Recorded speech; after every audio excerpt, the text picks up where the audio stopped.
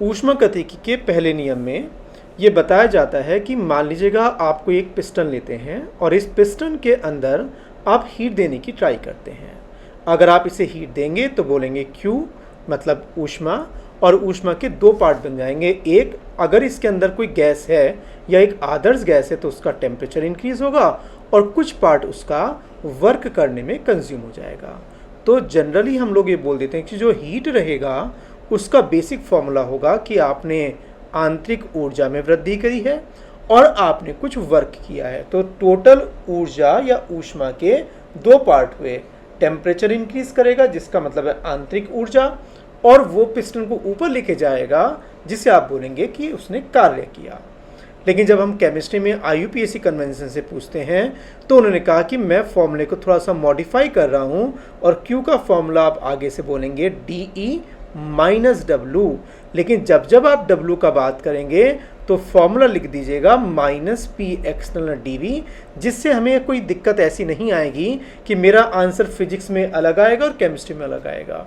तो फॉर्मूला हम लोग को याद करना रहेगा, बिल्कुल याद करना पड़ेगा कि Q का जो फॉर्मूला होगा वो होगा Q equal to DE minus W, और जैसे आपने कहा माइनस W तो तुरंत लिखेगा कि W का मतलब हो गया माइनस P एक्सटर्नल DV।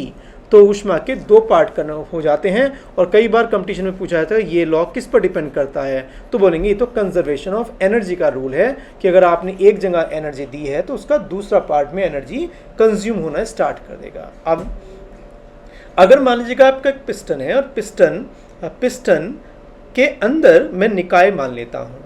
अगर पिस्टन गलती से नीचे जाने लगता है तो आप बोलेंगे निकाय पर कार्य हुआ, और निकाय पर कार्य हुआ तो वॉल्यूम हुआ कम। वॉल्यूम अगर कम होगा तो क्या बोल सकता हूँ, निकाय पर किया गया कार्य होगा। अब मैथमेटिकली अगर आप ऑब्जर्व करते हैं तो अगर आपका DV नेगेटिव होगा तो नेगेटिव और नेगेटिव मल्टीप्लाई होके W कैसा बन जाएगा, बोलेंगे पॉजिटिव। तो क्या मैं ये स्टेटमेंट याद कर सकता हूँ कि अगर कभी वातावरण ने कभी निकाय पर कार्य किया तो पिस्टन नीचे आएगा तो वॉल्यूम कम, DV नेगेटिव, और DV नेगेटिव तो वर्क हो जाएगा आपका पॉजिटिव। पॉइंट नंबर 1 हमें याद रखना है। पॉइंट नंबर 2 को भी ऑब्जर्व करेंगे।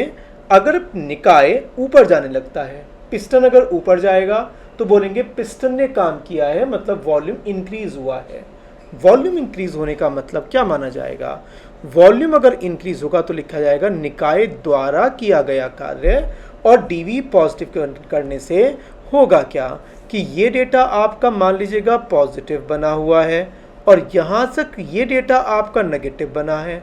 तो क्या मैं बोल सकता हूँ ओवरऑल जो डेटा आएगा वो नेगेटिव आएगा, और आप बोलेंगे कि जो वर्क रहेगा कार्य उसका साइन नेगेटिव आएगा। IIT JEE मेन में और आपका जो नीट जैसे एग्ज़ाम होते हैं उसमें यही क्वेश्चन काफ़ी ज़्यादा आते हैं कि कब वर्क आपका पॉजिटिव है और कब आपका वर्क नेगेटिव है। बिना बात के आपके मार्क्स मिल जाते हैं इसमें। अब अगर मैं बात करने लगूँ निकाय की, तो अगर आपने मान लीजिएगा कोई निकाय लिया जिसको आप एक सिस्टम बोलते हैं, अगर कभी आपने इसको हीट दी है तो क्या मैं बोल सकता हूँ इस निकाय को हीट रिसीव होगी, और रिसीव होने का मतलब बोलना पड़ेगा कि जो Q रहेगा वो आपका रहेगा पॉजिटिव, मुझे कुछ गेन हुआ है। और अगर मुझसे हीट बाहर जाने लगेगी तब मैं बोलूँगा कि हीट मेरे पास नेगेटिव हो गया। तो साइन कन्वेंशन पर लेकर हमारे लोग के क्वेश्चंस काफ़ी ज़्यादा आते हैं, और धीरे धीरे हम लोग IIT JEE का भी क्वेश्चन करेंगे। बट जो आज कवर होगा ये थोड़ा डिफ़िकल्ट जोन है थर्मोडायनेमिक्स का। आगे चलते हैं, और क्वेश्चन पूछ लिया जिनमें से कि एक पर्टिकुलर क्वेश्चन गलत होगा तभी तो हम बैठ के पढ़ रहे हैं। क्वेश्चन नंबर 1 में अगर आप देखते हैं तो गैस से अगर लिक्विड बनता है, गैस से लिक्विड का वॉल्यूम होगा कम, लिक्विड का वॉल्यूम कम, DV नेगेटिव, तो वर्क आएगा आपका पॉजिटिव। ये उम्मीद करते हुए कि सभी लोगों से हो गया होगा। क्वेश्चन नंबर 2 की तरफ चलते हैं। अगर आप सॉलिड से गैस बनाते हैं, आइस को अगर आप हीट देते हैं तो वो वेपोराइज होगा तो वॉल्यूम इंक्रीज होगा, वॉल्यूम इंक्रीज तो DV पॉजिटिव, और DV पॉजिटिव का मतलब हुआ वर्क आपका नेगेटिव ही होगा। बिल्कुल सही आंसर है। चेंज करते हैं क्वेश्चन को और इजी क्वेश्चन पे जाते हैं। अगर आप फोर्थ एग्जाम्पल देखते हैं तो क्या बोल सकता हूँ, initially total number of mole आपके जो गैस के हैं वो 3 + 1 4 हो गए और फाइनली आपके पास 2 मोल NH3 गैस बनती है। अगर आप PV को NRT से लगाते हैं तो बोलूँगा अगर नंबर ऑफ मोल कम होते हैं तो वॉल्यूम भी कम होगा, वॉल्यूम कम होगा तो DV रहेगा नेगेटिव और DV नेगेटिव हो जाएगा तो आपका वर्क हो जाएगा पॉजिटिव। ठीक है, नेक्स्ट क्वेश्चन, अगर स्टार्टिंग में आपके पास कोई केमिकल है जो कि सॉलिड है, बाद में उस सॉलिड और गैस कन्वर्ट हो गया, गैस बनते ही आप ये बोलेंगे गैस अगर बना है तो नंबर ऑफ मोल इंक्रीज होंगे, वॉल्यूम इंक्रीज होगा और वॉल्यूम इंक्रीज होने से DV पॉजिटिव तो वर्क हो जाएगा आपका नेगेटिव। यहाँ तक जितने भी क्वेश्चन हैं वो सभी क्वेश्चन आपके करेक्ट हो जाते हैं। जो क्वेश्चन इनकरेक्ट होता है, जो नेगेटिव मार्क्स देके जाते हैं, उसे भी करते हैं। लिक्विड और सॉलिड में जनरली देखा जाए तो सॉलिड का वॉल्यूम कम होता है लेकिन वाटर बनाता है केज लाइक स्ट्रक्चर, गुफानुमी स्ट्रक्चर, जिसकी वजह से जितने भी ठोस होते हैं वो नीचे सेटल डाउन हो जाते हैं, लेकिन आइस जो बर्फ़ होता है वो पानी के ऊपर तैरता है, पानी के ऊपर तैरता है, जिसका फंडामेंटल रीज़न होता है कि इसके बीच में, पानी के बीच में हवा या कहें गैस जो है वो ट्रैप हो जाती है। डेंसिटी का फॉर्मूला कभी पढ़ा होगा आपने, मास अपॉन वॉल्यूम। अगर कभी गैस ट्रैप हो गई तो वॉल्यूम इंक्रीज होगा तो डेंसिटी क्या हो जाएगी आपकी, डिक्रीज हो। इसी वजह से जो आइस होता है वो पानी के ऊपर आकर तैरने लगता है। कुछ लोग शिमला मनाली वगैरह कभी गए होंगे तो आपने देखा होगा कि वहाँ पर कभी भी नल को बंद नहीं करते हैं, वो लगातार पानी का फ्लो रखते हैं, क्योंकि अगर पानी का फ्लो रखेंगे तो कभी भी आइस नहीं जमेगा। लेकिन अगर एक बार आइस जम गया तो वहाँ के जो नल होते हैं वो फट जाते हैं। क्यों? क्योंकि जैसे ही लिक्विड सॉलिड में कन्वर्ट होगा आइस का वॉल्यूम बढ़ जाएगा, वॉल्यूम बढ़ने से पाइप के अंदर टेंशन आएगी, पानी के अंदर, पाइप के अंदर अगर टेंशन आएगी तो पाइप फटेंगे और फटते ही जैसे ही वो लिक्विफिकेशन में चला गया तो बाहर की गंदगी पाइप के अंदर भी आ सकती है। तो ये क्वेश्चन नंबर 3 हमें अलग से याद रखना पड़ेगा। नेगेटिव मार्क्स कुछ लोगों के तो आए ही होंगे, जाहिर सी बात है, तभी आपको क्वेश्चन दिया गया है। हम लोग बात करते हैं क्वेश्चन नंबर 2 की। अगर आप बात करने लगें, पहली बात तो लिखा हुआ है ऊष्मा निष्कासित हो रही है, इसका मतलब जिस कमरे में बैठा हुआ हूँ यहाँ से ऊष्मा बाहर जा रही है, मतलब मुझे लॉस हुआ है। और लॉस का मतलब हुआ कि हीट की वैल्यू रहेगी -65। ठीक है, निकाय पर, अगर आप निकाय पर काम करते हैं इसका मतलब पिस्टन नीचे आया होगा, पिस्टन नीचे आएगा, वॉल्यूम कम होगा, DV नेगेटिव तो वर्क हो जाएगा आपका पॉजिटिव। और इसीलिए मैंने इस पर्टिकुलर को बना दिया +20। तो ये मैंने अपनी तरफ से साइन कन्वेंशन यूज़ किए हैं और बाद में मैंने अपना बेसिक फॉर्म लगाया जो फर्स्ट लॉ ऑफ थर्मोडायनेमिक्स बना हुआ था, Q = DE - W।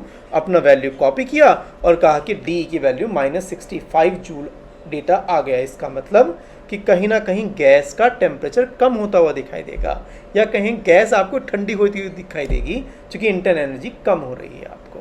Question number 1 और 2 इजी क्वेश्चन थे काफ़ी ज़्यादा। अब बात करते हैं फंडामेंटल डिफरेंस आने की, जहाँ पर उत्क्रमणीय और अनुत्क्रमणीय में बेसिक आपको डिफरेंस समझ में आना स्टार्ट हो जाएगा। तो थोड़ा सा आराम से स्टडी करना। सबसे पहला हम लोग को हेडिंग डाला गया है समतापी प्रक्रम। समतापी प्रक्रम में हम ये मान के चल रहे हैं कि हम आदर्श गैस की बात करेंगे, बार बार हम आइडियल गैस नहीं यूज़ करेंगे। और जब आपने आइडियल गैस की बात की है तो आपने कभी सुना होगा कि जो एनर्जी होती है वो 2 टाइप की एनर्जी होती है किसी में भी, कि पहली टाइप की एनर्जी होती है काइनेटिक एनर्जी और दूसरी होती है आपकी पोटेंशियल एनर्जी, जिसको कई बार लोग mgh, Gm1 m2/r इस टाइप से नोटेशन दे देते हैं। या कहें कई बार आप इलेक्ट्रोस्टैटिक चैप्टर में पढ़ते हैं Kq1 Q2/r। इस टाइप की जो पोटेंशियल एनर्जी होती है, आदर्श गैस ने सीधा मना किया हुआ है कि 2 एटम, 2 अणु या परमाणु के बीच में ना तो कोई आकर्षण होता है ना ही कोई प्रतिकर्षण होता है, जिस वजह से मुझे इस पर्टिकुलर को 0 ही मानना पड़ता है। तो आगे से अगर मैं आदर्श गैस की बात करता हूँ कुल ऊर्जा की या कहें गतिज ऊर्जा की, तो दोनों बात को आप एक ही मान के चलेंगे, क्योंकि स्थितिज ऊर्जा नाम की कोई भी चीज़ होती नहीं है आदर्श गैस में। और काइनेटिक एनर्जी केवल और केवल फंक्शन होता था टेम्परेचर का, ये आपको याद होना चाहिए। मैक्सवेल डिस्ट्रीब्यूशन में भी आपने हो सकता है फॉर्मूला पढ़ा हो 3/2 kT या 3/2 RT। तो अगर टेम्परेचर नियत रहेगा तो आंतरिक ऊर्जा भी नियत रहेगी। यही चीज़ों को यहाँ पे बताया गया है कि अगर आपने टेम्परेचर को नियत कर दिया तो dt की वैल्यू हो गई 0, और dt की वैल्यू 0 हो गई तो dE में भी चेंज 0 होगा और dH में भी चेंज आपका 0 हो जाएगा। यहाँ पर आपको रफ कॉपी पर ये लिखना पड़ेगा कि एक dH का फॉर्मूला होता है NCPdt, कॉपी कर लीजिएगा रफ कॉपी पर, और अगला होता है आपका dE का फॉर्मूला होता है NCVdt। तो ये दो फॉर्मूले आपको याद होने चाहिए। बात करते हैं उत्क्रमणीय और अनुत्क्रमणीय की। जब आप बात करते हैं उत्क्रमणीय की तो ध्यान रखिएगा पिस्टन लगातार नीचे जाएगा लगभग 1 या 2 ईयर में। इसका मतलब जितना भी ये पिस्टन नीचे जाएगा वो आपको सदैव साम्यावस्था में दिखाई देगा, और सदैव साम्यावस्था का मतलब होगा कि जितना भी बाह्य दाब होगा उतना ही आंतरिक दाब होगा।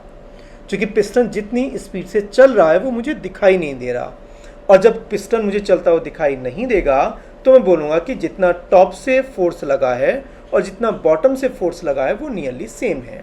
इसीलिए मैंने कॉन्फिडेंटली ये लिखा है कि P एक्सटर्नल P इंटरनल के लगभग बराबर है, नगण्य मात्रा में कम ज़्यादा हो सकता है। अगर पिस्टन नीचे आ रहा है तो ऊपर वाला दाब हल्का सा ज़्यादा होगा, और पिस्टन अगर ऊपर जा रहा है तो नगण्य मात्रा में ऊपर वाला दाब कम होगा, मतलब काम बहुत ही स्लो चलेंगे। हमने बेसिक फार्मूला यूज़ किया और कहा कि हमारा पहला फार्मूला आता है बेसिक कि वर्क का फार्मूला आता है -P एक्सटर्नल dV।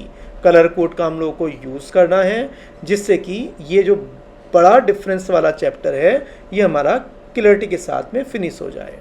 हमने कहा कि जैसे ही आपने कहा P इंटरनल और एक्सटर्नल नियरली इक्वल हैं, तब यहाँ पर एक वर्ड लिखना चाहिए था कि आपका कौन सा प्रक्रम है। ये बोलेंगे ये तो आपका उत्क्रमणीय प्रक्रम हुआ। अब जब आपने इन दोनों को मल्टीप्लाई किया तो dPV जब dP के पास जाएगा तो नगण्य इंटू नगण्य, जब दोनों चीज़ें बहुत ही कम कम होंगी तो डेटा और कम हो जाएगा, और कम होते ही मैं इस पर्टिकुलर को मान के चलूँगा कि ये लगभग आपका 0 के आसपास हो गया। और फुल एंड फाइनली जो मेरा फॉर्मूला बना वो फॉर्मूला बन गया -P इंटरनल dV। ध्यान रखते हुए कि एक्सटर्नल को इंटरनल लिखने के लिए मुझे कहीं ना कहीं टेक्निकल वर्ड यूज़ करना पड़ा कि मैं उत्क्रमणीय प्रक्रम की बात कर रहा हूँ। पिस्टन में मैंने फिर से मान लिया कि एक आदर्श गैस भरी हुई है, और आदर्श गैस का मतलब हुआ PV = nRT लगाते ही आपने यहाँ पर लिख दिया nRT/V। कंटेनर जो बना हुआ है या जो निकाय बना हुआ है वो मैं मान सकता हूँ कि वो बंद निकाय है और विलगित निकाय, मतलब उसमें से गैस पास नहीं हो रही और लगातार कोई रिएक्शन नहीं हो रही प्रक्रम में। इसी वजह से मैं यहाँ पर N को ऑपरेटर के बाहर लेके जा सकता हूँ। R जो होता है वो यूनिवर्सल गैस कांस्टेंट होता है, ये आपको पता होना चाहिए। और जो T होगा, चूँकि हेडिंग लिखी है समतापी प्रक्रम, तो ये भी ऑपरेटर के बाहर चला गया। इसलिए nRT तीनों के तीनों इंटीग्रेशन से बाहर चले जाएंगे। हर चीज़ का टेक्निकल रीज़न आना चाहिए कि यहाँ तक लाइन तक मैंने क्या क्या फंडामेंटल यूज़ किए हैं कि प्रक्रम उत्क्रमणीय होना चाहिए, आदर्श gas, N constant, temperature constant. अब जब आपने इंटीग्रेट किया 1/V को विद रेस्पेक्ट टू dV, तो जाहिर सी बात है तो आप अब आगे कर ही सकते हैं कि अपर लिमिट और माइनस लोअर लिमिट लगाने के बाद आप इसे सॉल्व कर सकते हैं, और ये फॉर्मूला आपको याद होना चाहिए। ये फॉर्मूले के साथ कंडीशन क्या क्या है?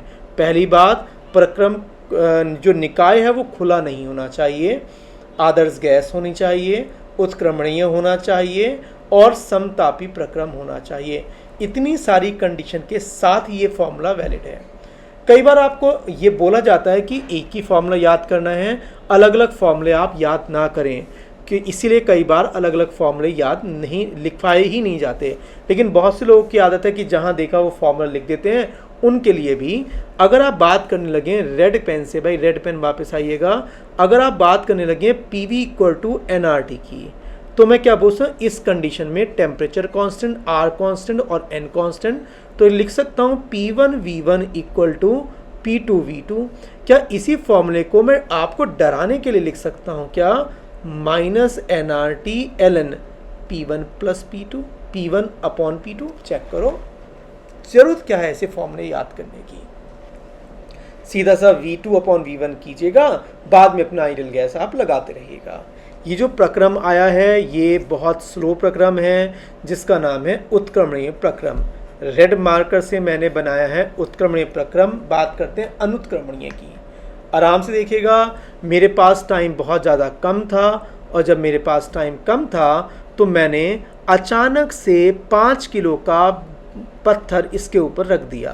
क्या 5 किलो का पत्थर आते ही पिस्टन वहीं रहेगा या पिस्टन सडनली नीचे जाएगा?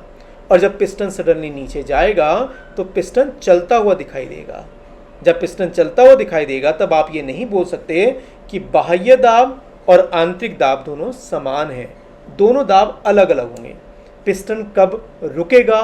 बोलेंगे पिस्टन अगर आप देखते हैं तो मान लीजिएगा अंदर 1 ATM का प्रेशर है, बाहर भी 1 ATM का प्रेशर है।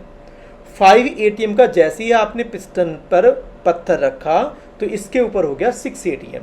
अब ये नीचे आएगा, नीचे आएगा, नीचे आएगा, नीचे आएगा, करते करते क्या आंतरिक दाब समान है या लगातार बदल रहा है? बोलूँगा ये तो लगातार बदल रहा है, चूँकि स्टार्टिंग में 1 ATM था और कब आके रुकेगा?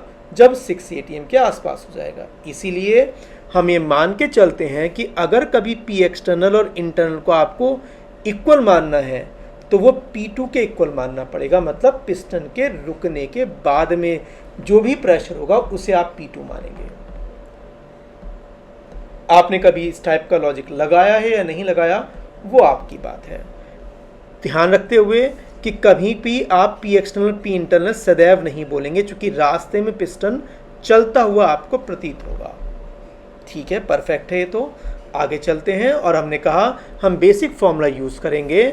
P external dV, P external तो कांस्टेंट था चूंकि पिस्टन के ऊपर मैंने बात रखा हुआ है, ऑपरेटर के बाहर गया, इंटीग्रेशन किया, 1 डॉट dV का इंटीग्रेशन हम लोग को पता होता है V2 माइनस V1, और ये हमारा फुल एंड फाइनल आपका आंसर तैयार हो गया। ध्यान देते हुए कि एक है रेड कलर से और दूसरा है आपका ब्लैक कलर से, और हम केमिस्ट्री में क्लास 11th का मोस्ट डिफ़िकल्ट चैप्टर कवर कर रहे हैं। रेड कलर उत्क्रमणीय है, ब्लैक कलर अनुत्क्रमणीय है। ठीक है, ग्राफिकल रिप्रेजेंटेशन ध्यान दीजिएगा। अगर आप बात करने लगे अनुत्क्रमणीय प्रक्रम में तो आपका फॉर्मूला बना हुआ था minus P external into V2 minus V1। Copy पे लिखा होना चाहिए आपको। क्या मैं मान सकता हूँ इसका मतलब एक इस टाइप का आयत होना चाहिए जहाँ पर ये जो गैप बना हुआ है ये तो आपका P एक्सटर्नल के आसपास रहे, और जो पर्टिकुलर ये गैप है ये आपका V2 माइनस V1 अगर रहता है तो मैं बोल सकता हूँ कि आयत के बीच का जो क्षेत्रफल होगा वो मैग्नीट्यूड वाइज, परिमाण की दृष्टि से वो कार्य के बराबर हो जाएगा। जब आपने कहा प्रक्रम की बात कर रहे हैं तो आपको यहाँ पर बताने जरूरी है कि हमने इस पॉइंट को बोला था 1 और इस पॉइंट को बोला था 2, मतलब प्रारंभिक अवस्था और अंतिम अवस्था। ब्लैक कलर वाला अगर आप शैडो की बात करते हैं तो चेक कीजिएगा यहाँ से यहाँ तक का गैप कितना माना जाएगा। यहाँ से यहाँ तक का गैप माना जाएगा, ये पर्टिकुलर है आपका V1 और ये डायमेंशन है आपका V2।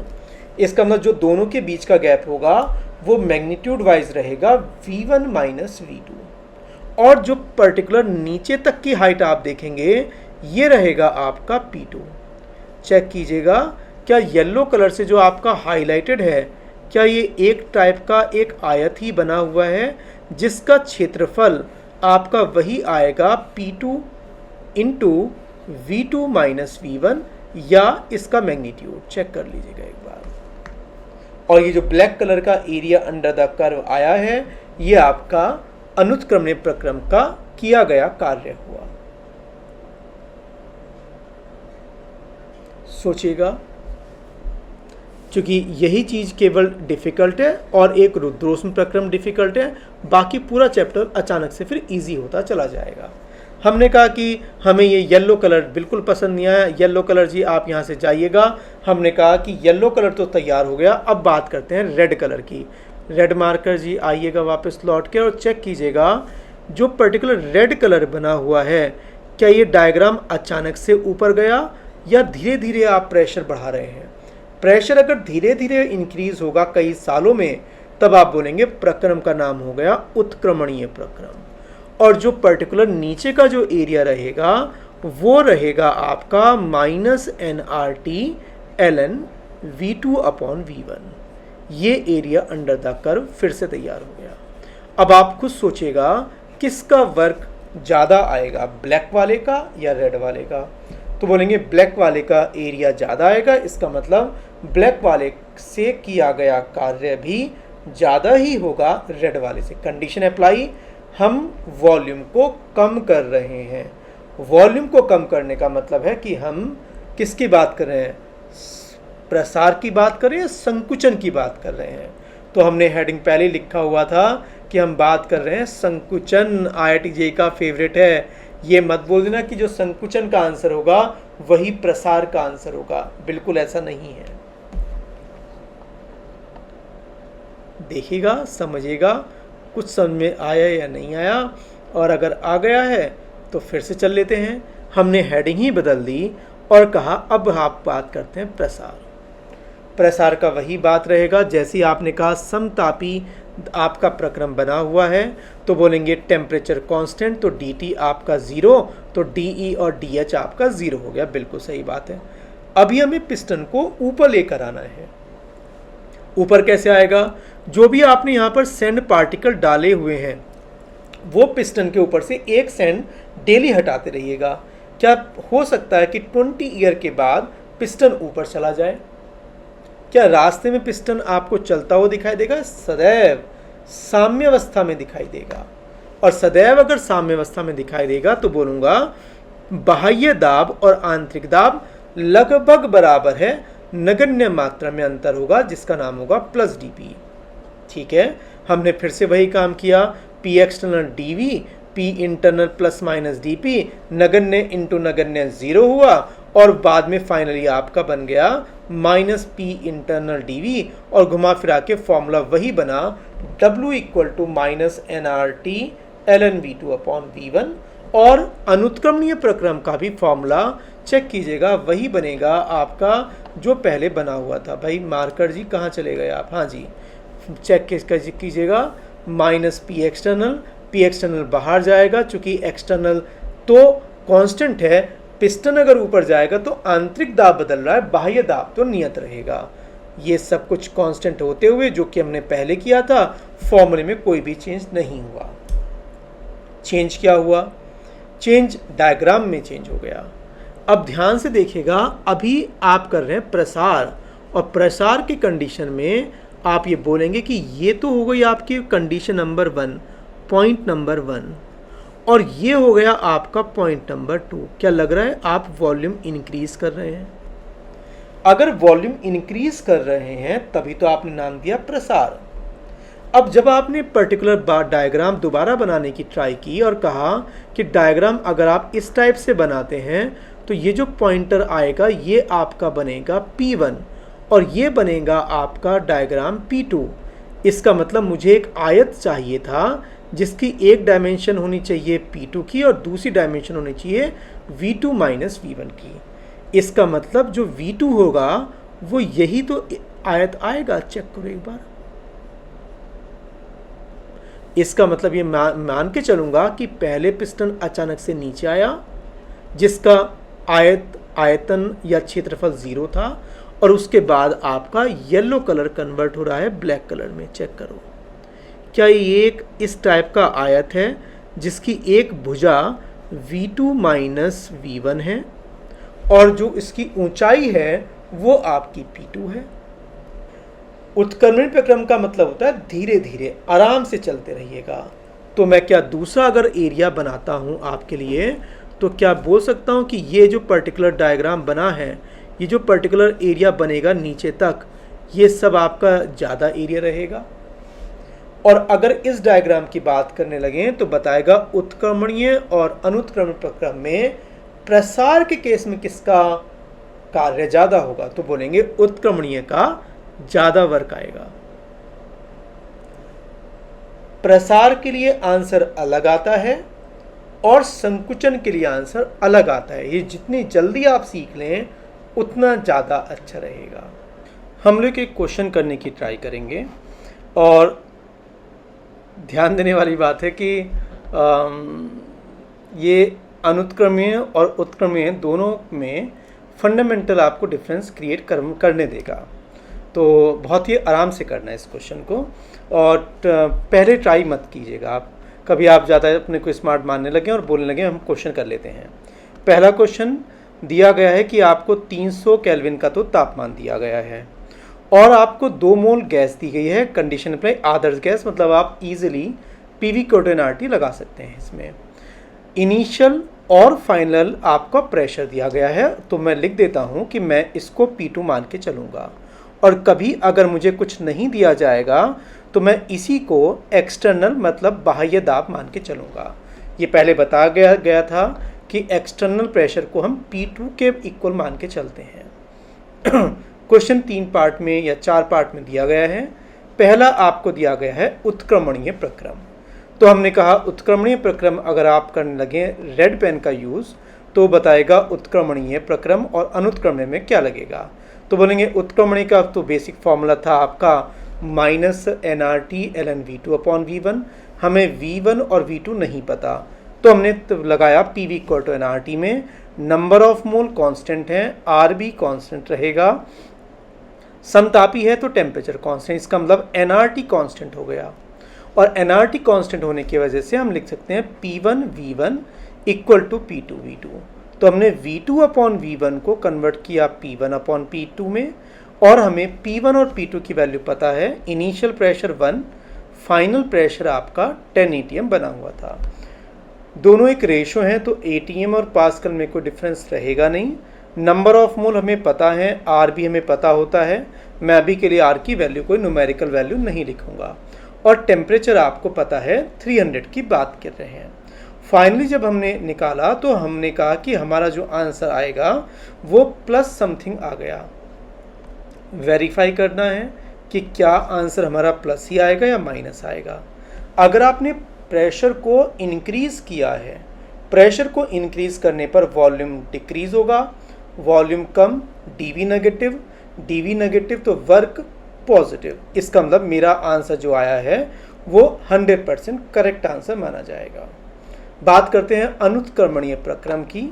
और अनुत्क्रमण प्रक्रम में कहा कि आप बेसिक फार्मूला यूज़ नहीं कर सकते। हमने कहा बेसिक फार्मूला अगर हम जो आपने फॉर्मूले रटवाए हैं उसे यूज़ नहीं कर सकते, तो हम सीधा बोलेंगे basic formula P external DV। P external हमें पता है P2 के इक्वल माना जाता है, बताया जा चुका था आपको 10 ATM। और बाद में DV का मतलब हो गया -10 V2 अपॉन V1। हमें V2 और V1 नहीं पता लेकिन आदर्श गैस पता है, और आदर्श गैस का मतलब हो गया PV इक्वल टू nRT से।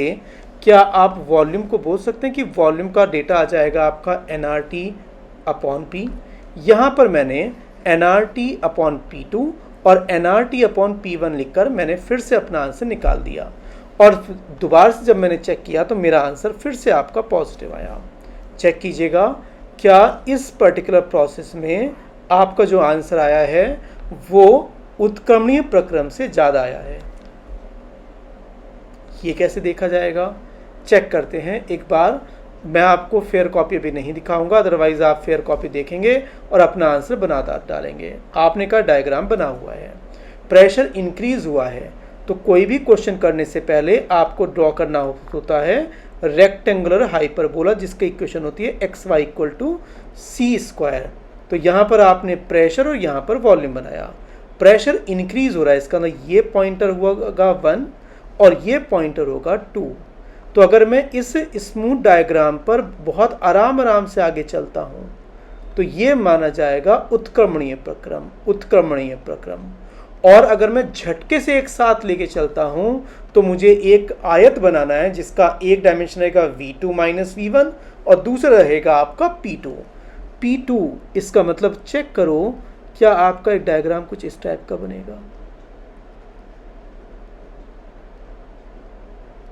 और अगर आप इसे हाईलाइट करते हैं तो क्या रेड वाले से एरिया जो अंडर द कर्व बनेगा उसका अमाउंट ज़्यादा होगा। रेड वाला क्या है, जो अचानक से गया, और अचानक से जाने वाला कौन सा होगा, अनुत्क्रमणीय प्रक्रम। और आपने यही देखा होगा कि इसका आंसर वैल्यू ज़्यादा आया है, जबकि पुराने वाले से जो आंसर आया था, जो स्मूथ डायग्राम जा रहा है, उससे वैल्यू आपकी कम आई है। ये क्या इसमें आयतन कम हुआ है या आयतन बढ़ रहा है, तो बोलूँगा आयतन कम हुआ है। ये कोई ज़रूरी नहीं कि आयतन अगर आपका इसका उल्टा हो जाए तो आंसर सेम रहेगा, तब फिर से चेंज हो जाएंगी चीज़ें। हमने कहा कि हमने एक क्वेश्चन तो कर लिया, उत्क्रमणीय अनुत्क्रमणीय। उन्होंने कहा दिल्ली से आपको कसौली जाना है, पहले आप दिल्ली से निकलेंगे, हाई स्पीड से निकलेंगे, अनुत्क्रमणीय अचानक से बाइक की स्पीड तेज की और जैसे आपने चंडीगढ़ पुलिस देखा आपने कहा स्लोली चलेंगे, उत्क्रमणीय बहुत आराम से, बाइक का एवरेज भी अच्छा आएगा। और अचानक से जैसे आपने चंडीगढ़ क्रॉस किया तो आपका फिर से अनुत्क्रमणीय प्रक्रम हो गया। अनुत्क्रमणीय, उत्क्रमणीय और अनुत्क्रमणीय मतलब चलना हमें 1 ATM से ही है, पहुंचना हमें 10 ATM पर ही है, लेकिन रास्ते में अलग अलग बदलाव हम लोग को दिखेंगे। ठीक है, देखते हैं अब कैसे करना है ग्राफिकल रिप्रेजेंटेशन। तो ये हमने बता दिया था आपको। अब अगर आप इसकी बात करने लगें तो चेक कीजिएगा पहला स्टेप कौन सा है, अनुत्क्रमणीय प्रक्रम। जब आपने कहा अनुत्क्रमणीय प्रक्रम तो आप बोलेंगे ये मेरा माना जाएगा P1 और ये मेरा माना जाएगा P2, और हम बेसिक फॉर्मूला नहीं लगा सकते -nRT ln v2/v1, जो IUPAC ने फॉर्मूला दिया है हमने उसी को यूज़ करेंगे। W = -P external dv। External को हम मान के चलेंगे कि वो कांस्टेंट है, वो ऑपरेटर के बाहर अंदर जा सकता है जिसकी वैल्यू 3 थी, और 3 ऑपरेटर के बाहर जाने के बाद v2 - v1 कर दिया।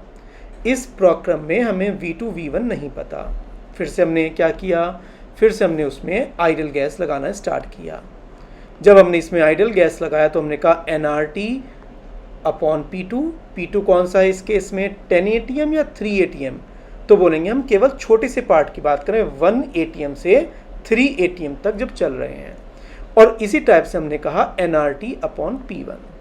हमने nRT को बाहर लिया, चेक करो n, R और T बाहर गया, 1/P2। P2 का मतलब है 3 ATM और 1/1 का मतलब है 1/P1। हमने ये वैल्यू निकाल दी और ये जो वैल्यू आती है ये पॉजिटिव आती है। ठीक है, अच्छी बात है। उन्होंने कहा आपको प्रोसेस दोबारा करना है। हमने कहा दोबारा कैसे करना है, तो उन्होंने कहा आप इस प्रोसेस को मान के चलिएगा, आप छोटे से स्टेप को। हमने कहा अच्छा, अगर आप छोटे से स्टेप को चलने की बात कर रहे हैं तो हम कलर कोड चेंज करते हैं। अब मैं इस पर्टिकुलर को मान के चलूँगा P1 और इसको मान के चलूँगा P2, छोटे से स्टेप में P1 और P2। उत्क्रमणीय प्रक्रम दिया हुआ है, इसका मतलब सीधा मैं फॉर्मूला लगा सकता हूँ -nRT ln v2/v1। चेक कीजिएगा, आपने स्पीड फास्ट करने के लिए सीधा फॉर्मूला लगाया -nRT और v2/v1। मुझे v2/v1 का मतलब P1/P2 मैं लिख सकता हूँ, ध्यान रखते हुए अभी के लिए 3 आपका P1 है और आपका 5 P2 है।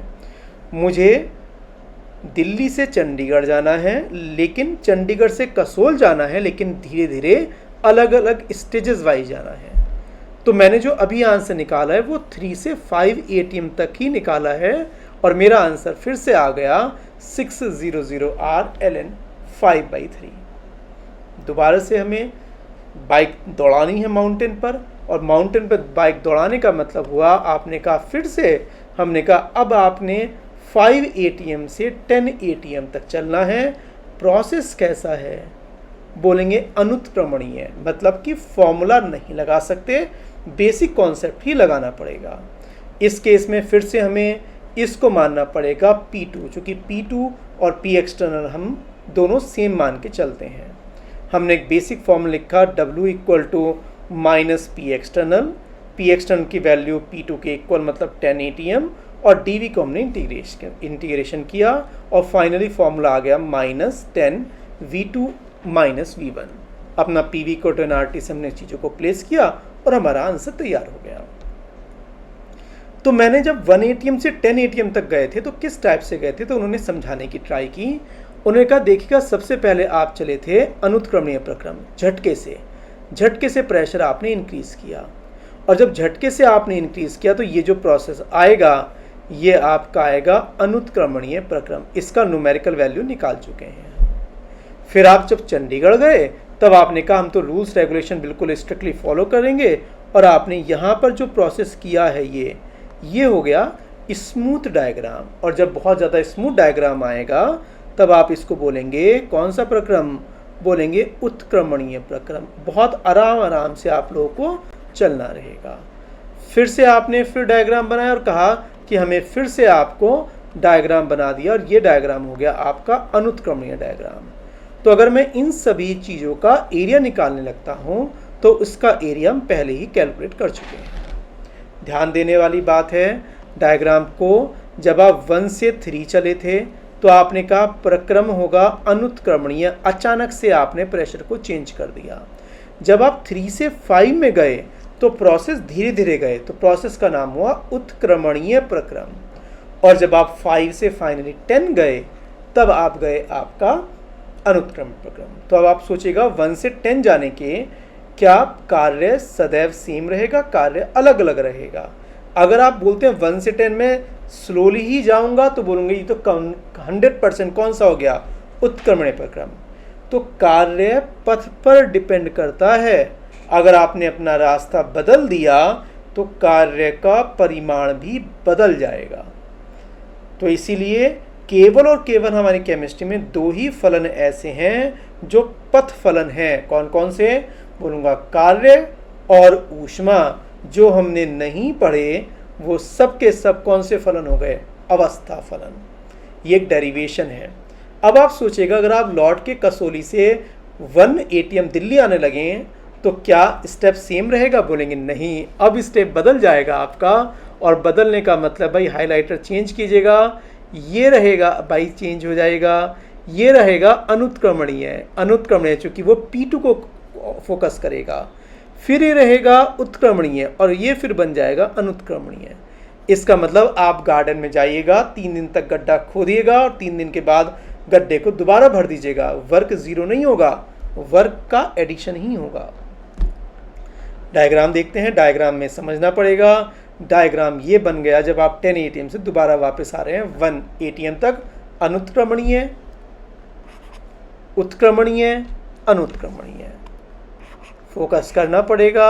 और ये हमने काफ़ी ज़्यादा जो डिफ़िकल्ट टॉपिक था उसे कवर कर दिया है। आगे चलने से पहले केवल हमारे पास डिफ़िकल्ट 2 ही टॉपिक हैं, एक समतापी और एक रुद्रोष्म। तो आराम से इत्मीनान से आपको इसको स्टडी करना पड़ेगा। बात करते हैं अगला, IIT JEE का फेवरेट है। अगला क्वेश्चन है आता है समआयतनी। समआयतनी का मतलब वॉल्यूम नियत रहेगा। वॉल्यूम नियत रहेगा तो dV हो जाएगा 0, और dV 0 होते ही वर्क हो गया 0। आपका एक पॉइंट क्लियर हो गया। देखो कितना स्पीड से। अगला है IIT JEE और नीट का फेवरेट जिसका नाम है मुक्त प्रसार। मतलब ब्रह्मांड में आप ऐसी जगह जाइएगा जहाँ पर वायुमंडल भी ना हो, मतलब निर्वात होना चाहिए। और निर्वात का मतलब है जहाँ कुछ नहीं होता वहाँ पर P एक्सटर्नल कितना होता है, 0।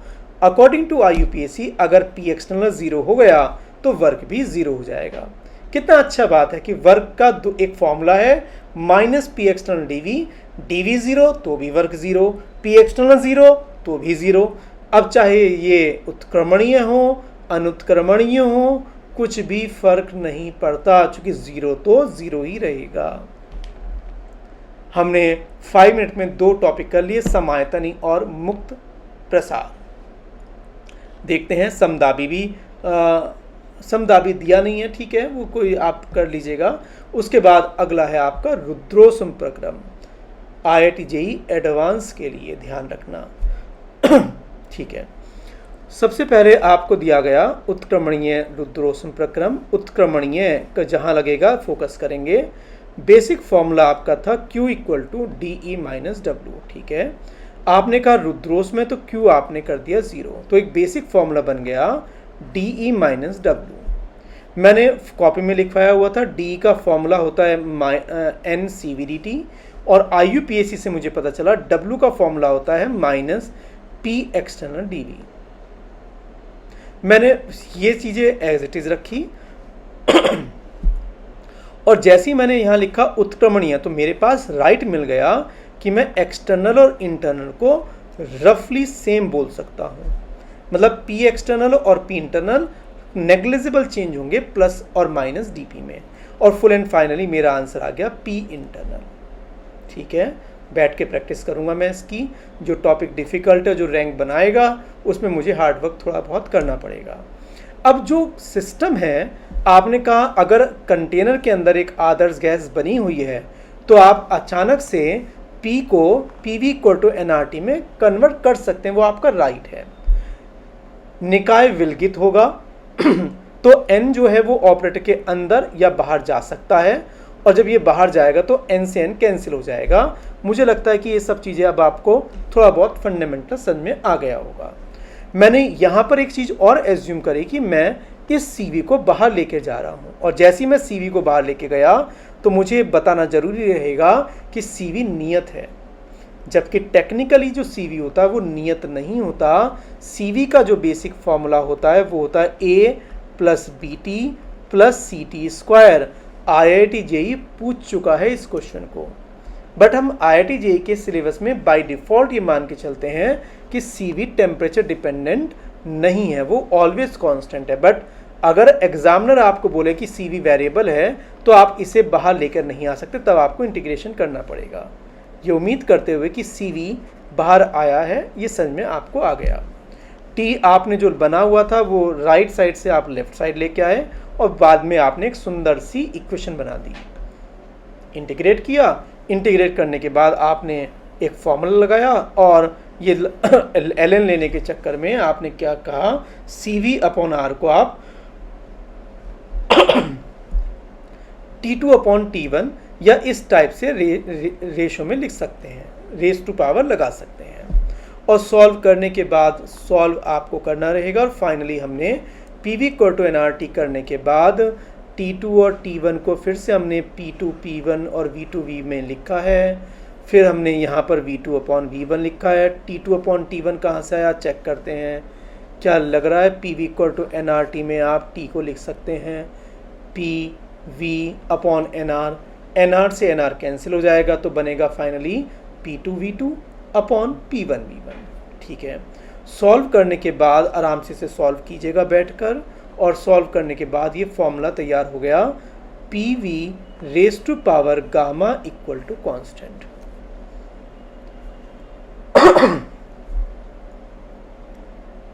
चेक करो क्या कंडीशन याद हो जाएंगी। IIT JEE पूछ चुका है कि PV raise to power gamma equal to constant नियत रुद्रोष्म के लिए एक्सेप्टेबल नहीं है। ये फॉर्मूला आइडियल गैस होना चाहिए, उत्क्रमणीय होना चाहिए, रुद्रोष्म प्रक्रम होना चाहिए, और CV कांस्टेंट होना चाहिए। इतनी सारी कंडीशन एक साथ आनी चाहिए। IIT JEE क्वेश्चन पूछ चुका है, इस पर दोबारा याद करो।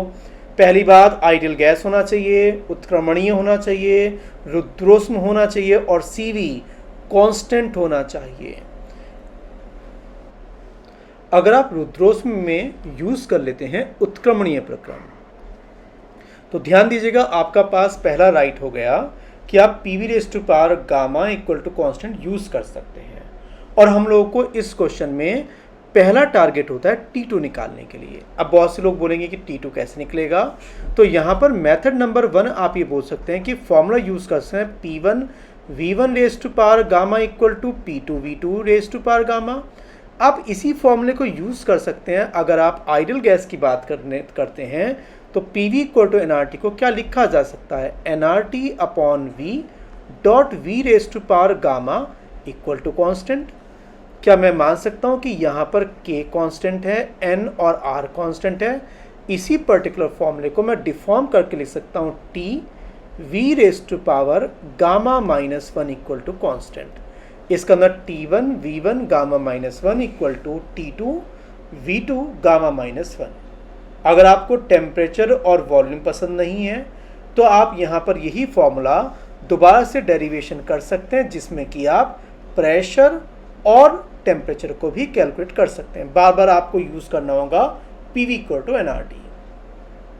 तो पूरे इस क्वेश्चन में हम लोगों का जो टारगेट रहता है वो रहेगा T2 डिटरमाइन करने का।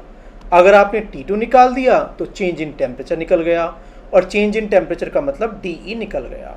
ठीक है, यहाँ तक आंतरिक ऊर्जा में परिवर्तन हम लोगों को तैयार हो चुका है। जब आपने कहा रुद्रोष्म प्रक्रम बना हुआ है तो Q की वैल्यू 0 आएगी, और 0 होते ही DE और W दोनों इक्वल होंगे, और मैं DE की वैल्यू आपको पहले ही निकाल चुका हूँ।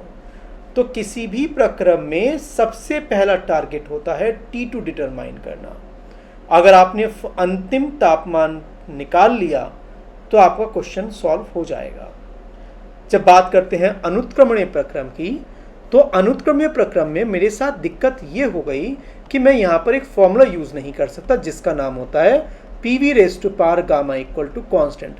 ये फॉर्मूला अगर आप अप्लाई ही नहीं कर सकते तब आपको बेसिक फॉर्मूले से चलना पड़ेगा कि W equal to minus P external, और पी एक्सटर्नल का फॉर्मूला आपको पता है कि फाइनली फॉर्मूला बन जाएगा minus P external nRT2 upon P2 और माइनस nRT1 अपॉन P1। कुल मिला के यहाँ से T2 निकलेगा, फिर से T2 आएगा, T2 के बाद यहाँ पर आपका आएगा DT, और DT से आपका DE जो कि W के इक्वल है।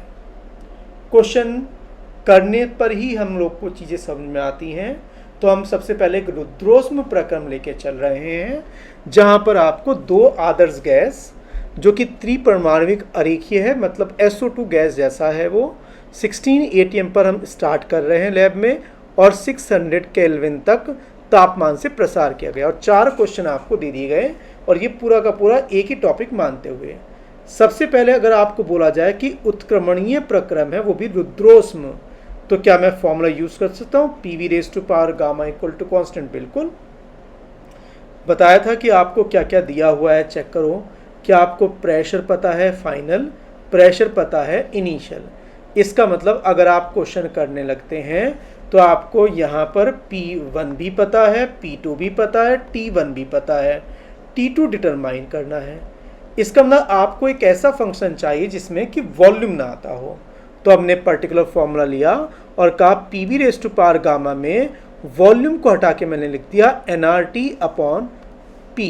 चेक करो, सॉल्व किया। सॉल्व करने के बाद आपने कहा P raise to power 1 minus gamma और T raise to power gamma equal to constant. फिर मैंने वही फॉर्मूला लगाया, P1 1 minus gamma, T1 gamma equal to P2 1 minus gamma और T2 गामा। यहाँ पर मैंने एक रेशो निकाला, और रेशो निकालने के बाद बिना कैलकुलेटर से मैंने सपोर्ट से यहाँ पर T2 की वैल्यू निकाल दी, और T2 की वैल्यू यहाँ पर आ गई 300 केल्विन। मेरा काम क्वेश्चन में केवल T2 निकालना था, बाकी सब क्वेश्चन आपका इजी हो जाएगा। देखते हैं कैसे इजी हो जाएगा। भाई आप मुझे बोल रहे हैं कि आपने कहा टेम्परेचर, आपने कहा रुद्रोष्म प्रक्रम है, तो Q की वैल्यू 0 हो गई। इसका मतलब DE और W की वैल्यू सेम है, और D का फॉर्मूला क्या था? NCV/dt, जिसे बाद में हमने कहा NCV/T2 minus T1। Data copy किया, टेम्परेचर फाइनल पता है, इनिशियल 600 दिया था, आपने टोटल फाइनल निकाल दिया -1800 R। मैं जितने भी आंसर होंगे वो R के टर्म में निकालूंगा, जिससे कि मुझे दिक्कतें ना हो कैलकुलेशन करने में। अब आपने अगला क्वेश्चन लिया और कहा कि अनुत्क्रमणीय प्रक्रम। अनुत्क्रमणीय प्रक्रम का मतलब आप यूज़ नहीं कर सकते कौन सा formula? PV raise to power gamma equal to constant. अगर ये फॉर्मूला आप यूज़ नहीं कर सकते और हमारा टारगेट है T2 निकालने का, क्योंकि आपने T2 जैसे ही निकाला होगा वैसे ही आपका आंसर आना तैयार हो जाएगा। चेक करते हैं। बेसिक फॉर्मूला हमने लगाया, Q equal to DE minus W, DE equal to W, perfect है। D का फॉर्मूला मुझे पता होता है NCV/dt, ठीक है। W का फॉर्मूला जो ऑलवेज एक्सेप्टेबल था वो था -P एक्सटर्नल dV, और मैंने यही कॉपी करना स्टार्ट किया, NCV/T2 minus T1, P external को मैं ऑपरेटर के बाहर लेके जाऊंगा, ये आपको पहले बताया जा चुका था। और ऑपरेटर के बाहर जाने के बाद जैसे ही पी एक्सटर्नल बाहर गया तो बन जाएगा इंटीग्रेशन डीवी। इंटीग्रेशन 1.dv का इंटीग्रेशन हो जाएगा v2 माइनस v1। मुझे कहीं पर भी वॉल्यूम नहीं पता तो मैंने यहाँ पर लिखा nr T2 upon P2 nr T1 upon P1। Temperature अलग अलग है इसलिए मैंने T1 T2 लिखा। अगर ये होता समतापीय तो मैं T1 T2 ना लिख के केवल T लिख देता। इन सब को मैंने सॉल्व किया क्योंकि इस पूरे इक्वेशन में केवल एक ही अननोन बचा हुआ है जिसकी वैल्यू है T2। मैंने T2 निकाला और T2 निकालने के बाद मेरा जो आंसर आया वो आता है 460। ध्यान दीजिएगा, दो अलग अलग क्वेश्चन है। एक है उत्क्रमणीय जिससे आंसर आता था 300 केल्विन और एक है अनुत्क्रमणीय जिससे आंसर आता है 460। तो दोनों से आंसर अलग अलग आया है, ध्यान रखने वाली बात है ये। हमने फिर से वही लिखा कि W का मतलब है D के इक्वल और D का मतलब हो गया T2 minus T1 dot NCV। मैंने यहाँ पर अपना आंसर निकाल दिया और कहा कि अब मैं कुछ भी निकाल सकता हूँ। उन्होंने कहा रुद्रोस प्रक्रम निकालना है, वो भी मुक्त प्रसार से। भाई रुद्रोस बोल रहे हैं तो Q हो गया 0। मुक्त प्रसार या प्रसरण बोल रहे हैं तो मुक्त का मतलब निर्वात के अगेंस्ट में, निर्वात का मतलब P एक्सटर्नल 0 तो वर्क भी 0। जब आपने कहा कि according to first law of thermodynamics में Q का जो फॉर्मूला होता है वो DE माइनस W बना हुआ है, ये डेटा 0 है, ये डेटा 0 है तो बताएगा DE भी क्या रहेगा। बोलेंगे अरे ये भी 0 होगा और DE 0 होगा तो DH भी क्या होगा 0 होगा, DH 0 होगा तो DT भी क्या होगा। अरे जितनी भी चीज़ें हैं वो सब 0 हो गई। किसके लिए? मुक्त प्रसार के लिए। तीन अलग अलग क्वेश्चन। इसमें टेम्परेचर जितना पहले था उतना ही रहेगा, मतलब कि 600 से 600 केल्विन का ही टेम्परेचर मेंटेन रहेगा। तीनों क्वेश्चन हो चुके हैं, तीनों डिफ़िकल्ट हैं। आराम से बैठ के इन सब चीज़ों को देखना पड़ेगा हम लोगों को। आगे चलते हैं जो कि लास्ट है बाह्य दाब की उपस्थिति में फिर से रुद्रोष्म प्रक्रम। और रुद्रोष्म प्रक्रम में बोला गया कि Q तो 0 हो गया, DE W के इक्वल हुआ और D का बेसिक फॉर्मूला हुआ आपका NCV/dt और W का भी बेसिक फॉर्मूला जो IUPAC ने बताया है minus integration P external dV। मैंने सभी कुछ कॉपी किया और मुझे कहा गया P external equal to P2। जैसे ही मैंने कहा तो उन्होंने कहा भाई मैं अब आपको प्रेशर देता हूँ, और देने का मतलब है अब मेरे पास तीन अलग अलग प्रेशर हैं। चेक करो एक बार। 0.5 क्या चीज़ है ये है बाह्य दाब। ये क्या है 1 पिस्टन के अंदर का अंतिम दाब। और 16 क्या है? पिस्टन के अंदर का प्रारंभिक दाब। तो आपके पास तीन दाब हो गए। अगर मैं आपको P एक्सटर्नल नहीं देता तब आप मजबूरी में इसको 1 ATM मान के चलते, मतलब P external equal to P2 के इक्वल। हमने सॉल्व किया और हमने कहा कि हमारा सॉल्व करने के बाद टेम्परेचर आ चुका है T2। ठीक है, कोई भी क्वेश्चन करने से पहले थर्मोडायनेमिक्स में हमें बनाना होता है रेक्टेंगुलर हाइपरबोला। क्वेश्चन सॉल्व करने से पहले rectangular hyperbola dot dot dot dot, ये होता है रेक्टेंगुलर हाइपरबोला जिसकी इक्वेशन होती है xy इक्वल टू c²। इसको कई बार समतापीय वक्र भी बोल देते हैं, ध्यान रखते हुए कि जो मैंने डायग्राम बनाया है वो P और V के बीच में बनाया है। ठीक है, अब आराम से समझो।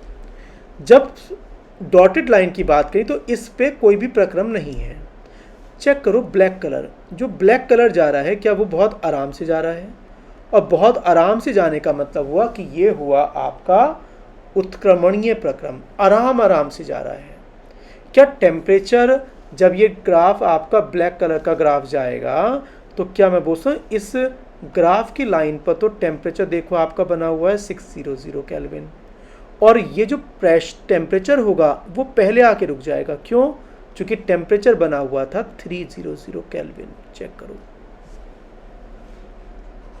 आराम से, जल्दीबाजी नहीं। जब आपने अगला स्टेप किया जिसका नाम था अनुत्क्रमणीय प्रक्रम, चेक करते हैं अनुत्क्रमणीय प्रक्रम, इसमें टेम्परेचर पहुंचा था आपका 460, मतलब 300 से ज़्यादा। अगर आप 300 से ज़्यादा पहुंच रहे हैं तो चेक कीजिएगा जो रेड कलर से बना हुआ डायग्राम है, रेड कलर से ही मैं हाईलाइट भी कर देता हूं, चेक करो रेड कलर से जो आपका हाईलाइटेड डायग्राम बना हुआ है क्या वो बहुत स्मूथली जा रहा है या अचानक से चेंज हो गया। और जब चीज़ें अचानक से चेंज होती हैं तो बोलेंगे कि भाई वो तो अनुत्क्रमणीय प्रक्रम है। अब इसके रुकने के 2-3 ऑप्शन हैं, या तो ये डायग्राम मान लीजिएगा पहले रुक जाता है, पॉइंट नंबर 1, या डायग्राम ब्लैक पॉइंट पर रुकता है, या डायग्राम आगे रुकता है, या डायग्राम डॉटेड लाइन पर रुकता है, या लाइन डॉटेड के भी आगे रुकता है। कितने ऑप्शन हो गए। जब मैंने पूरा डेटा ऑब्जर्व किया तो मुझे पता चला कि ये डायग्राम का टेम्परेचर आता है 460 न्यूमेरिकल कर चुके हैं, ध्यान रखना। और जब आप बाह्य दाब जिसको 0.5 की उपस्थिति में किया गया था तब आप ये बोलते हैं कि ये जो पर्टिकुलर डायग्राम है, हाइलाइटर आइएगा, क्या ब्लू कलर से भी जो आपका डायग्राम बना हुआ है क्या लगता है कि ये आपका 520 पर जाके रुकेगा। तो आपके पास 3 डायग्राम बन चुके हैं, बहुत ध्यान से देखिएगा। जो ब्लैक वाला डायग्राम है वो 300 पर रुका है, जो आपका रेड कलर से डायग्राम है वो आपका रुका है 460 पर, और जो आपका फ्री एक्सपेंशन में है वो आपका बना रुका हुआ है 520 पर, और सभी डायग्राम डॉटेड लाइन से पहले ही बने हुए हैं। तो IIT JEE एडवांस में एक बार ये पूछ लिया था कि किस में टेम्परेचर सबसे ज़्यादा होगा। अब आप सोचिएगा जो टूटी फूटी नॉलेज के साथ बैठे हुए हैं तो वो तो बोलेंगे क्या फ़र्क पड़ता है उत्क्रमणीय और अनुत्क्रमणीय में। अरे भाई, आपका आंसर या आपका टेम्परेचर ही बदल गया है। अब ये लाइन और डेंजरस है, और इस लाइन में बोला गया कि बताएगा किसका वर्क ज़्यादा होगा। तो पहला मेथड तो है कि नीचे का एरिया निकाल लो आप, सबसे ज़्यादा एरिया किसका माना जाएगा, बोलेंगे जो उत्क्रमणीय प्रक्रम बना हुआ है। एक मेथड तो ये मेथड हो गया, आप एरिया निकाल के, जो ज़्यादा कॉन्सेप्चुअली पढ़ना चाहते हैं बच्चे उनके लिए मैं दूसरा मेथड भी बता देता हूँ। जब हमने केमिकल या प्रक्रम स्टार्ट किया था तो टेम्परेचर था आपका 600 केल्विन। पहले प्रक्रम में जो टेम्परेचर पहुंचा था वो पहुंचा था 300 केल्विन। अगले प्रक्रम में पहुंचा था आपका 460 टेम्परेचर, और लास्ट में पहुंचा था आपका 520 डिग्री सी। चेक करो किसमें परिवर्तन सबसे ज़्यादा है, परिवर्तन मतलब मैग्नीट्यूड वाइज। तो ये है आपका रिवर्सिबल मतलब उत्क्रमणीय प्रक्रम। अगर आप इस डायग्राम में ये चेंज सबसे ज़्यादा ऑब्जर्व करते हैं तो इसका मतलब टेम्परेचर में गिरावट बहुत ज़्यादा हुई है। इसका मतलब परिवर्तन जो टेम्परेचर में हुआ है मैग्नीट्यूड वाइज वो सबसे ज़्यादा है। इसका मतलब आंतरिक ऊर्जा में भी परिवर्तन सबसे ज़्यादा होगा। आंतरिक ऊर्जा किसके इक्वल थी, वर्क के, तो बोलूँगा इसमें वर्क का मैग्नीट्यूड भी सबसे ज़्यादा होगा। इसीलिए मैं ये बोल सकता हूँ कि उत्क्रमणीय प्रक्रम में कार्य में जो परिवर्तन हुआ वो सबसे ज़्यादा होगा। कुछ लोग एरिया फोकस करके बता सकते हैं और कुछ लोग कॉन्सेप्चुअली आंसर बता सकते हैं। आपको सभी चीज़ें थर्मोडायनेमिक्स में कॉन्सेप्चुअली ही रीड करनी है, जल्दीबाजी में आप आंसर ना दें, क्योंकि जितने भी क्वेश्चन आपको PDF में दिए गए हैं वो इजी तो नहीं है। आगे बात करते हैं तुलनात्मक अध्ययन की, जिस पर IIT JEE एडवांस पूछ चुका है और ये कई बार NCERT में क्वेश्चन दिया गया है। हम लोगों को बोला गया कि आपको ग्राफ बनाना है। हमने कहा ग्राफ हम बाद में बनाएंगे, सबसे पहले आप ही ने बोला था कि एक डायग्राम बनाना होता है जिसका नाम होता है रिवर्सिबल नहीं, एक डायग्राम होता है जिसका नाम होता है रेक्टेंगुलर हाइपरबोला, जिसका इक्वेशन होता है xy = c²। हमने कहा जब आप समतापी की बात करते हैं तो n constant, r constant, t constant, तो क्या लिख सकता हूँ PV⁴ कांस्टेंट। जब आप इसका अवकलन करेंगे तो बोलेंगे पहला पद ऐसा, सेकंड का अवकलन plus second as it is, first का अवकलन करते करते आपका डी अपॉन डी की वैल्यू आ जाएगी -p/v। और अगर आप यहाँ पर डायग्राम बनाते हैं, p और v का डायग्राम बनाते हैं, तो आप ढाल को क्या लिख सकते हैं? ढाल को कई बार तो लिखते हैं लोग dy/dx, और मैं लिख सकता हूँ यहाँ पर dp/dv। बात तो वही हुई। इसका मतलब इस केस में समतापी में ढाल का वैल्यू कितनी आएगी? -p/v। ठीक है, रेड कलर से आते हैं। रेड कलर से आते आते आपको कहा गया कि आपने बोला है कि आपका प्रक्रम हो चुका है रुद्रोष्म प्रक्रम, वो भी उत्क्रमणीय है। तो हमने कहा फॉर्मूला लगेगा PV⁻γ। फिर से वही किया, पहला फलन एज इट इज सेकेंड का अवकलन प्लस सेकेंड फलन ऐसा फर्स्ट का अवकलन, और करते करते आपने यहाँ पर ये अवकलन कर दिया। ध्यान रखते हुए अवकलन आपको आना चाहिए। अगर आप इस टाइप से लिखने की आदत है dp/dv तो भी काम कीजिएगा, इक्वेशन सेम आएगी। और सॉल्व करने के बाद हमारा जो ग्राफ बनता है या इक्वेशन बनती है वो बनती है आपका dp/dv = गामा इंटू -p/v। मैंने ब्लैक कलर का ढाल और रेड कलर के ढाल को जब कंपेरिजन किया तो पता चला कि इस पर्टिकुलर को मैं यहाँ पर रिप्लेस कर सकता हूँ, बोल सकता हूँ कि यहाँ पर तो ब्लैक कलर का ढाल आ जाएगा। और ढाल आते ही आपका जो पर्टिकुलर इक्वेशन बना वो बन चुका है dp/dv रुद्रोष्म का ढाल = गामा टाइम्स ऑफ dp/dv समतापी का ढाल। इसका मतलब ढाल चाहे धनात्मक हो या ऋणात्मक हो, ढाल हमेशा गामा गुना ही रहेगा। अगर वो नेगेटिव है तो और ज़्यादा नेगेटिव, अगर वो पॉजिटिव है तो और ज़्यादा पॉजिटिव। हमने कहा इसे कैसे हम लोग समझते हैं और IIT JEE कैसे बोलता है, तो बोलेंगे देखिएगा, सबसे पहले कोई भी ग्राफ ड्रॉ करने से पहले आपको एक इक्वेशन बनानी चाहिए, आदत डालिएगा इस चीज़ की। और ये जो ग्राफ बनता है ब्लैक कलर से, ये होता है xy = c², नाम रेक्टेंगुलर हाइपरबोला। एक आदमी धर्मशाला या शिलोंग या मनाली में ऊपर बैठा हुआ है, जब वो नीचे आएगा तो कौन सा ढाल ज़्यादा दिखाई देगा? बोलेंगे रेड कलर का ढाल ज़्यादा दिखाई देगा। जिसका ढाल ज़्यादा होता है वही प्रक्रम होता है रुद्रोष्म प्रक्रम। ध्यान रखिएगा, ऊपर से जब नीचे आएंगे तो ढाल ज़्यादा दिखाई देना चाहिए।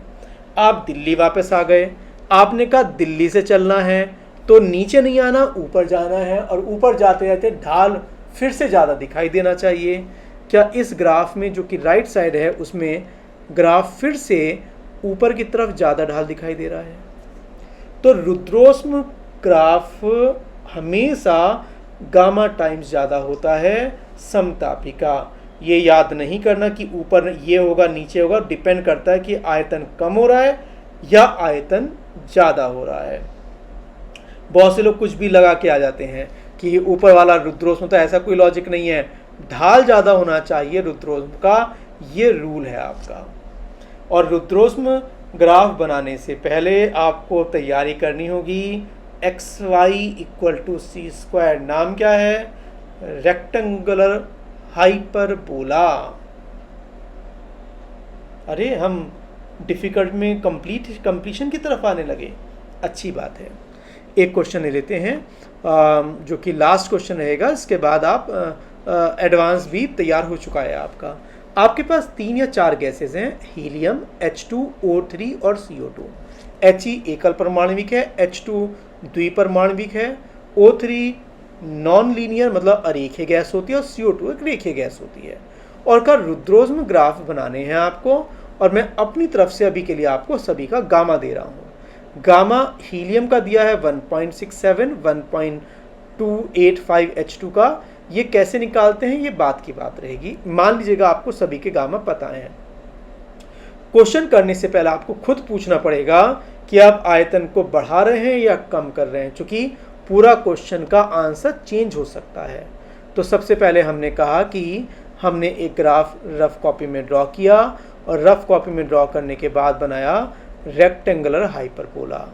उन्होंने कहा है कि प्रसार कर रहे हैं, रुद्रोज प्रसार, इसका अंदर वॉल्यूम बढ़ रहा है, इसका ना कहीं ग्राफ यहाँ से आएगा, ग्राफ नीचे से आएगा, चूंकि ढाल रुद्रोज का ज़्यादा होता है। तो ध्यान दीजिएगा जितने भी ग्राफ हैं वो XY = c² से नीचे की तरफ आते हैं।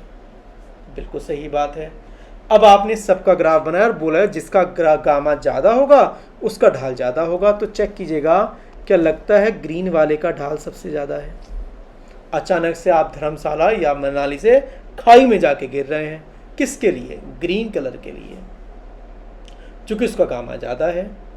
अब उन्होंने कहा है कि आपको अंतिम आयतन समान करना है।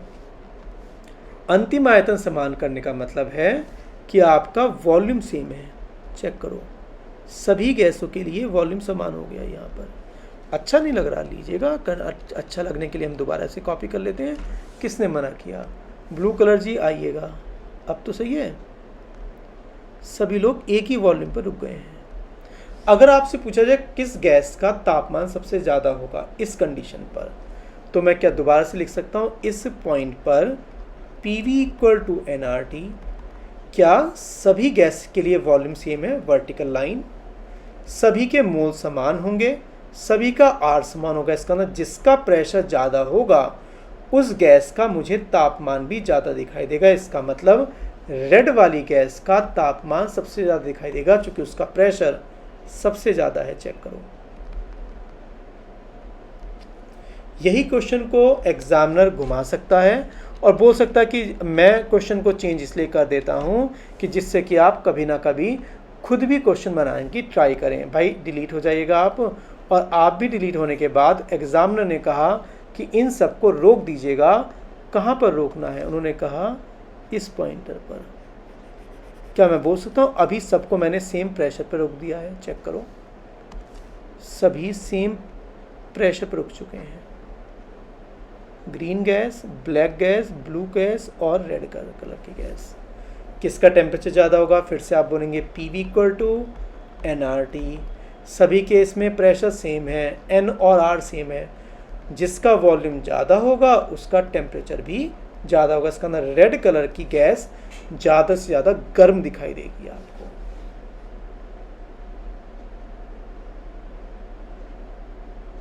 समझ में आया? ठीक है। अगला प्रक्रम जो कि लास्ट प्रक्रम है हमारा, जो है बहुउष्णकटिबंधीय प्रक्रम। पता नहीं क्या क्या नाम है, हम लोग इसको बोलते हैं पॉलीट्रॉपिक प्रोसेस। और ध्यान रखना ये रुद्रोष्म प्रक्रम से अलग है। आपको एक फॉर्मूला याद करना है रहेगा कि कोई भी फंक्शन हो, अगर वो PV⁻x दिखाई देता है, PV⁻x गामा नहीं, x की वैल्यू कभी कभी गामा जैसा हो सकता है। तो आपका C की वैल्यू जो मोलर ऊष्माधारिता थी उसका फॉर्मूला बन जाएगा C = CV + R/1 - x। Rough copy पे लिख लीजिएगा जिससे याद हो जाए, क्योंकि ये क्वेश्चन 2 या 3 बार पूछा जा चुका है। अब अगर आप बोलते हैं समतापी प्रक्रम, तो कई बार हम ऐसा बता देते हैं जो कि फंडामेंटली तो नहीं बताना चाहिए। समतापी Q का फॉर्मूला होता क्या था? बोलेंगे NC/dt। तो C का फॉर्मूला क्या होगा? बोलेंगे Q/n/dt। चेक करो, अगर Q 0 हो गया तो C भी 0। क्या पॉइंट नंबर 2 तैयार है? रुद्रोष्म प्रकरण के लिए Q 0 होता है, इसीलिए C भी 0 हो जाएगा। अगर मैं बोलता हूँ किसी दूसरे प्रक्रम के लिए, भाई साहब आप भी जाइएगा यहाँ से, आपका काम हो चुका है। अगर मुझे कोई बोलता है कि मैं तो dt को 0 बोलूँगा, इसका मतलब समतापी प्रक्रम के लिए dt 0 हुआ और dt 0 होते ही C कितना हो गया? इनफाइनाइट। कहाँ पर पूछे जा चुके हैं? दोनों क्वेश्चन IIT JEE मेन और नीट में पूछे जा चुके हैं। जितना अच्छे से याद कर सको उतना ज़्यादा आप ही का बेनिफिट हो जाएगा। अगला क्वेश्चन IIT JEE मेन फिर से पूछ चुका है। क्वेश्चन नंबर 3 बताएगा, मैं आपको अपनी तरफ से एक क्वेश्चन देता हूं और बताएगा कि ये किसको गवर्न करता है और C की वैल्यू क्या रहेगी।